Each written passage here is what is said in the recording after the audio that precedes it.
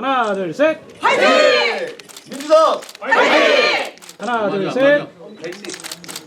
제가 요즘 지역을 많이 다니면서 우리 시민들의 애도나 애환을 많이 들었습니다. 소상공인과 중소기업, 그다음에 우리 취약계층들의 그 어려움, 많은 어려움을 호소하고 계십니다. 이자 부담, 그다음에 임대료, 관리비, 또 상가 공실, 상당히 문제점을 많이 가지고 있습니다. 이게 또 하나 문제점이 어제 뭐 언론에 많이 회자가 됐는데 지방교육재정조부금 이 규모가 상당히 삭감이 됐더라고요. 최종 실입 170억이고요. 교육청은 1960억이 삭감이 됐습니다. 이 이유가 뭐냐면 윤석열 정부에서 그 초부자 감세를 했습니다. 상위 1%, 상위 0.1%에게 혜택만 주는 초부자 감세, 즉 법인세, 금투세, 또 상속세. 법인세만 작년에 56조가 세수 펑크가 났습니다. 그래도 여전히 긴축재정을 하고 있습니다. 우리 시민들과 서민들의 삶은 고달픈데 오로지 건전재정을 얘기하면서 초부자들 감세 정책만 지금 하고 있습니다. 그러다 보니까 세수가 없다 보니까 지방한테 떠넘기는 거죠. 니들 알아서 해라. 근데 세종시 교육청만 해도 1960억입니다. 이런 행정이 어디 있겠습니까? 지금의 그 윤석열 정부의 경제 참사, 경제 무능, 경제 무책임 관련해서는 이번 총선에서 반드시 심판해야 할 것 같습니다. 서민들 상당히 어려워하십니다. 국민의 삶을 회복시켜야 합니다. 저희 당은 횡재세, 즉 금융소비자보호법이라는 횡재세라는 게 있습니다. 5대 금융사가 코로나 때 이후에 상당한 이익을 받습니다. 그래서 그 횡재세는 5대 금융사가 만약에 120% 이상 이익을 올렸을 때 그 초과 이익의 40%를 상생기업으로 내는 겁니다. 그러면 그 2조 정도 됩니다. 2조. 그 2조를 가지고 지금 우리 서민들, 소상공인들, 중소기업들 이자 부담이 많지 않습니까? 그 이자를 지원해주자고 저희들이 횡재세를 도입하자고 법안도 냈고 했는데 윤석열 정부가 반대했습니다. 그 대안이 나온 게 윤석열 정부가 뭐를 했냐면 그 5대 금융사한테 법도 없이 너희들 5대 금융사니까 얼마씩 내서 2조를 만들어라. 그거 만들어서 해주겠다. 이런 말을 했는데 이게 집행이 되는지 근거가 없으니까, 법이 없으니까 투명하지도 않고 내가 다녀보니까 우리 서민들, 소상공인들 받아본 적이 한 번도 없다는 겁니다. 뭘 예산을 집행하더라도 법을 마련해서 근거 하에서 집행을 해야 되는 거지 그냥 돈 내 뭐 이런 식으로 해서 받아서 주겠다? 이거는 행정이 할 일이 아니죠. 투명하게 집행될 수도 없고 그래서 앞으로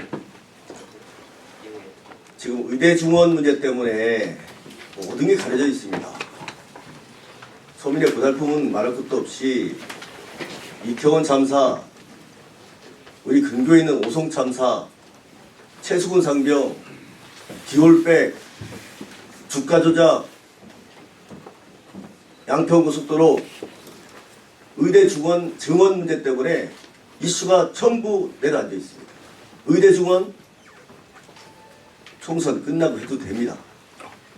우리 정부 때 코로나 때 의대 증원 얘기 나왔다가 코로나 정부에서 의사들이 파업하면 안 되니까 저희들이 좀 유보를 시켰었습니다. 그걸 얘기를 했던 겁니다. 이슈를 전환시킨 거죠. 이런 윤석열 정부의 비겁한 행태에 대해서는 우리 국민들과 시민들이 반드시 이번 총선에서 심판을 해 주시리라 믿습니다. 2차 공약 발표를 말씀드리고 질의응답을 받도록 하겠습니다. 행복도시의 중심인 이곳 세종시청에서 명실 3부 행동수도와 대한민국의 제1의 도시 세종을 향한 큰 그림을 발표하고자 합니다. 지난번에도 말씀드렸듯이 제가 세종 321 프로젝트 공약의 방점을 찍는 가장 큰 이유는 수도권 과밀과 국가 불균형입니다. 수도권 초집중은 우리 사회의 경쟁률을 과열시키고 이 때문에 삶의 안정과 희망을 잃어가는 청년들은 결혼도 출산도 포기하고 있습니다. 동시에 지방은 인구 소멸과 저출생 양극화가 심각해지는 악순환이 반복되고 있습니다. 그래서 반드시 대한민국의 균형 성장이 필요합니다. 국가의 역량이 수도권으로만 편중된 구조를 해결해야만 양극화, 저출생, 지방소멸의 근본적인 원인도 해결할 수가 있습니다. 세종은 노무현 전 대통령이 추구했던 대한민국 균형발전의 의미 속에서 태어난 지역입니다. 다시 말해서 세종은 균형성장을 선도해야 하는 의무가 있고 그렇게 할 수 있는 잠재력이 있는 지역입니다. 따라서 저는 오늘 입법, 사법, 행정을 두루 갖춘 명실 3부 행정수도 세종을 완성하고 세종을 중심으로 한 대한민국 균형성장 모델을 제시하고자 합니다. 첫째, 국회 세종의사당과 대통령 세종집무실의 착공, 세종지방법원의 설치를 추진하겠습니다. 저는 21대 국회에서 국회 세종의사당, 대통령 세종집무실 설치를 확정시킨 성과가 있습니다. 국회 세종의사당 설치를 위한 국회법은 제가 국회 운영위원회에서 직접 심사를 하고 2021년 9월 국회 본회의 문턱을 넘었습니다. 대통령 집무실은 신행정수도 특별법은 제가 대표 발의해서 2022년 5월 국회 본회의 통과를 이끌어냈습니다. 또한 세종지방법원을 신설하기 위한 법원 설치법 역시 제가 대표 발의했고요. 대법원장 청문회에서 대법원장의 긍정적 답변을 얻어낸 바 있습니다. 또 어제는 제가 신임 법원 행정처장과 만나서 지방법원 설치법안 통과에 대해서 명확한 협조 의사를 받기도 했습니다. 이처럼 국회와 대통령실, 지방법원까지 세종에 들어선다면 세종은 기존의 행정부처로만 구성되어 있던 한계를 뛰어넘어서 입법, 행정, 사법 3부를 두루 갖춘 명실상부한 완전한 행정수도로 거듭날 것입니다. 시작이 반이라는 말이 있습니다. 국회와 대통령실은 근거법이 만들어진 것만으로 이미 절반은 성공한 것입니다. 국회 세종의사당과 대통령 집무실은 이제 기본 계획부터 승인, 착공까지 이르는 다음 단계가 있습니다. 지방법원 역시 법안 통과가 매우 낙관적입니다. 이번 총선에서 반드시 승리해서 세종에 힘있는 재선 국회의원이 돼서 제가 초석을 다졌던 명실상부 완전한 행정수도 세종의 과업도 확실하게 마무리 짓겠습니다. 둘째, 행정수도 명문화 개헌을 추진하겠습니다. 앞서 말씀드린 3부의 형태가 갖춰진 세종은 완벽한 행정수도의 면모를 갖출 것입니다. 하지만 근본적으로 행정수도라는 법적 지위를 보장받지 못한다면 그건 점 하나가 안 찍힌 용의 그림과 같을 것입니다. 개헌은 매우 까다로운 과정이지만 87년 이후에 40년 가까이 그대로인 우리 헌법에 대해 많은 국민들이 개헌 요구가 있습니다. 완전한 행정수도로 대한민국 균형성장을 이끌어야 하는 세종의 사명이 헌법에도 규정될 수 있도록 적극적인 활동을 추진하겠습니다. 셋째, 행정수도 세종의 기능을 보완하기 위해서 국가 상징 공간과 공공기관 이전, 미디어 단지 조성도 추진하겠습니다. 세종이 명실상부한 행정수도로 완성된다면 이는 세계적으로 몇 안 되는 성공적인 행정수도 건설 사례가 될 것입니다. 미국의 워싱턴, 카나다의 오타와, 호주 캔버라와 같은 도시들에는 행정수도를 기념하는 저마다의 상징적 공간이 있습니다. 이는 행정수도라는 위상을 대외적으로 선전할 뿐만 아니라 관광 효과와 같은 부가적 가치도 생산할 수 있는 만큼 세종을 알릴 수 있는 상징 공간 조성을 추진하겠습니다. 게다가 정부의 2차 공공기관 이전 계획에 따라서 수도권에 소재한 공공기관들의 지방 이전도 논의가 이뤄질 예정입니다. 세종이 보유한 자원을 효과적으로 운영하는 데 필요한 공공기관을 선정하고 이전 계획을 수립하는 등 세종 유치를 추진해서 행정수도로서의 역량을 강화하겠습니다. 또한 국회와 대통령 집무실이 세종에 들어서면 세종은 대한민국 정치의 새로운 무대가 됩니다. 따라서 이를 국민에게 알리고 소통하기 위한 언론의 공간 역시 필요합니다.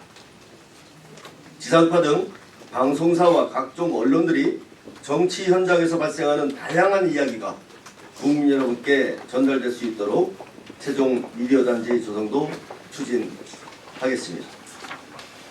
세종은 충청 메가시티의 중요한 구심점이 되는 지역입니다. 충청 메가시티가 건설되면 인구 550만, 지역 총생산 250조 원을 뛰어넘는 초광역 도시 공동체가 형성될 것입니다. 메가시티는 수도권 일극체제를 해소하고 국가 균형 성장을 이루기 위한 대표적인 방안으로 우리 민주당이 강력하게 추진해온 정책입니다. 하지만 지금의 윤석열 정부와 국민의힘에겐 메가시티와 균형 발전의 의지가 전혀 없습니다. 김포와 고양을 비롯한 경기도의 서울 편입에 방점을 두는가 하면 전국 최초 시행된 돌경 메가시티를 방역단체 특별연합은 국민의힘 단체장들이 들어서자마자 파기했습니다. 하지만 세종을 만든 민주당과 저 강준현은 다릅니다. 저는 충청 메가시티 건설을 위한 실질적인 역할을 이행하는 데 더욱 앞장서겠습니다. 첫째, 실효적인 메가시티 사업 권한과 실행력을 담보할 수 있는 충청광역행정청 설립을 추진하겠습니다. 저는 지난 공약 발표에서 충청광역급행철도 계획 반영과 세종 안성, 세종 청주 고속도로 추진 등 제가 이뤘던 성과를 바탕으로 이를 마무리 짓겠다고 발표한 바 있습니다. 광역철도와 고속도로는 충청 메가시티를 연결하는 중요한 혈관이 될 것입니다. 그 밖에도 제가 공약한 세종 스마트 산업밸리를 비롯해서 청주, 대전, 천안 등 각 지역의 특색이 있는 산업과 연계 그리고 문화, 주거, 생활권을 공유하는 충청 메가시티 모델은 충분히 실현 가능합니다. 현재 충청지역 단체장과 의회 의장들 간에는 충청지방정부연합을 구성하기로 된 상황입니다. 하지만 불경 메가시티의 사례에서 봤듯이 메가시티는 지역 간의 기계적인 연합만으로는 안정성을 기대하기 어렵습니다. 따라서 저는 광역 행정청 설립을 통해서 메가시티 사업을 지속 가능하고 안정적으로 추진할 거버넌스를 구축하겠습니다. 둘째, 메가시티 특별법을 제정해서 메가시티 추진의 법적 근거를 제대로 확립하고 메가시티 종합계획을 수립하겠습니다. 현재 메가시티 법적 근거는 매우 미약한 실정입니다. 일부 개별법에 초광역협력계획을 추진할 수 있다는 정도로만 규정되어 있어서 강제성이 없습니다. 이를 보완하기 위해서 민주당은 메가시티 지원에 관한 특별법을 발의해서 추진하고 있습니다. 메가시티 조성의 효율적인 지원을 위해 국무총리 산하에 메가시티 지원위원회를 두고 메가시티 특별회계를 설치하는 내용을 담고 있습니다. 또한 메가시티 개발을 위한 기본계획부터 실시계획, 준공검사 등의 체계적 절차를 수행하도록 규정하고 있습니다. 이와 같이 메가시티 추진에 강력한 동력이 될 수 있는 법안을 국회에서 조속히 통과시키고 이를 토대로 충청 메가시티 건설을 위한 종합계획 수립도 추진하겠습니다. 마지막으로 셋째, 세종형 스마트 도시 모델을 개발하고 확대해서 충청 메가시티의 기술적 역량을 향상시키겠습니다. 메가시티의 몸체를 구축하는 하드웨어도 중요하지만 그 몸체를 효율적으로 운영하기 위한 소프트웨어도 역시 중요합니다. 세종은 4차 산업시대를 선도하기 위해서 스마트 시티를 주요 전략 중 하나로 제시하고 있고 스마트 규제 혁신지구로 지정되는 등 그 단계를 밟아왔으나 그 성과가 아주 미흡한 실정입니다. 스마트 도시를 성공적으로 구현한다면 세종은 더욱 선구적이고 내실 있는 도시로 거듭날 것입니다. 나아가서 세종 스마트 도시 모델이 충청 메가시티 내 지역에도 효과적으로 전수돼서 메가시티의 질적 향상도 이뤄낼 수 있을 것입니다. 교통 및 생활 안전 제고를 위해서 신호등, CCTV 등을 집약한 스마트폴, 학생 개개인의 학습 능력에 따라서 교육계획을 제공하는 스마트 교육, 시민 여론과 집단 의사를 종합해 제공하고 소통하는 스마트 아고라와 같은 다양한 스마트 도시 기능들이 제시되고 있습니다. 저는 이러한 기능들을 확대 적용하기 위한 연구 용역이나 관련 예산 확보 등에 힘써서 세종형 스마트 도시 프로그램 확대를 적극 추진하겠습니다. 이처럼 저는 21대 국회 중에 완전한 행정도 세종을 중심으로 한 제2수도권 충청을 만들기 위해서 여러 성과를 거두었습니다. 이를 바탕으로 저는 세종 시민과 함께 3부를 두루 갖춘 명실 3부 행정수도 충청 메가시티의 중심인 대한민국의 제1의 도시 세종을 향해 나아가고자 합니다. 2002년 대한민국을 월드컵 4강에 올린 기딩크 감독이 16강 진출 기자회견에서 말한 나는 아직 배가 고프다는 발언을 했습니다. 많이 회자가 되고 있습니다. 이는 모두가 불가능하다고 생각했던 더 높은 목표에 도달할 수 있다는 자신감의 표현이자 자칫 고무되어서 흐트러질 수 있는 감정을 다잡기 위한 정신적 표현이었습니다. 저 역시 같은 마음입니다. 아직 배가 고픕니다. 세종 시민과 함께 이루어온 지난 4년에 또 앞으로의 4년도 제대로 해낼 수 있다는 자신감의 원천이었고 그 길을 정진한 마음으로 내딛겠다는 제 의지가 확고하기 때문입니다. 노무현 전 대통령의 가치가 깃든 이곳 행정수 세종에서 세종의 또 한 번의 찬란한 시대를 열겠습니다. 세종 시민 여러분과 늘 함께하겠습니다. 믿음에 부응했던 강준열을 다시 한번 믿어주십시오. 반드시 승리해서 보내주신 믿음에 더 큰 진심과 성과로 보답하겠습니다. 저희 당에 있다가 후보 공천을 못 받거나 부적격 받았거나 한 분들이 세 분이 계신데 이태환 전 의장, 서금택 전 의장, 신용호 씨 이렇게 있는데요. 아쉽습니다. 두 분 다 우리 더불어민주당에서 시의원을 2번 하시고 저희 더불어민주당에서 당원들과 함께 당원들의 지지로 의장까지 하신 분입니다. 두 분 다. 죄송하지만 우리 당의 혜택을, 수혜를 많이 받으신 분들입니다.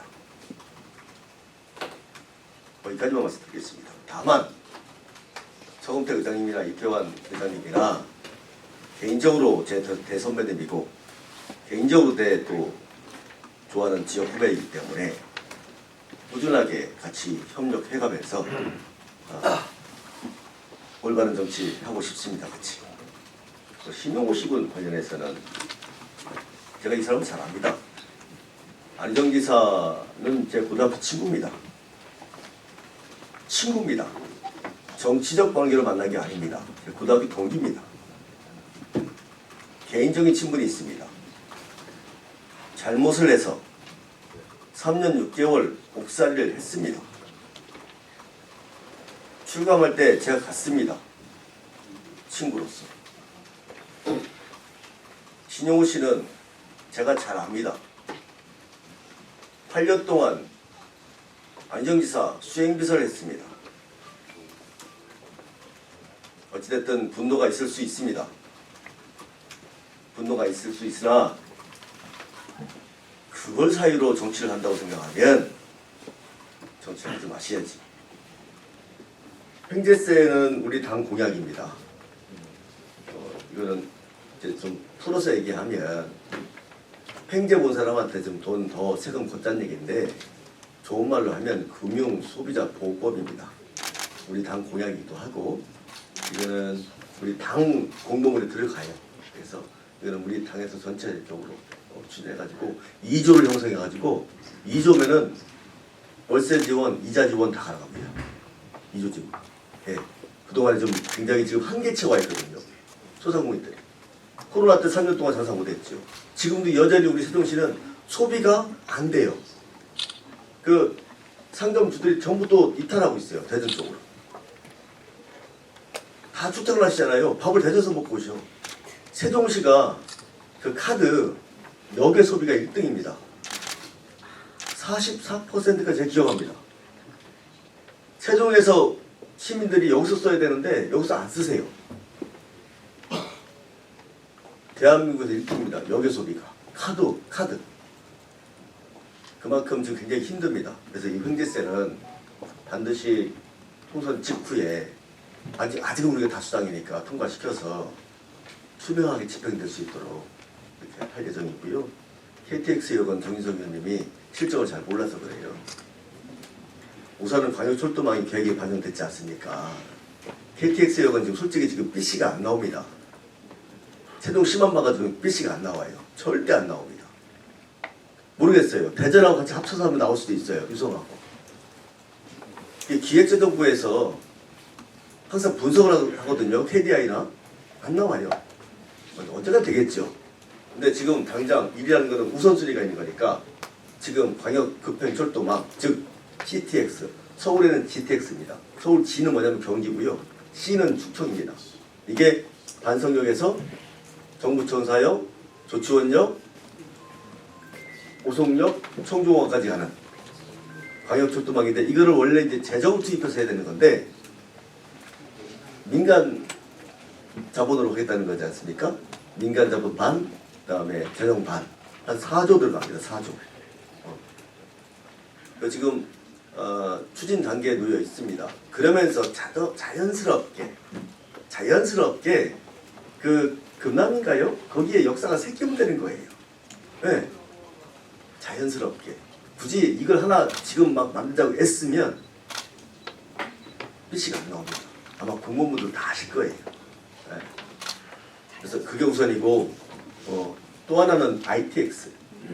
ITX도 신설 노선에 같이 병행해서 가면 됩니다. 그러면은 정부청사역에서 이렇게 가서 서울역까지 갈 수 있어요. 그래서 병행해서 합니다.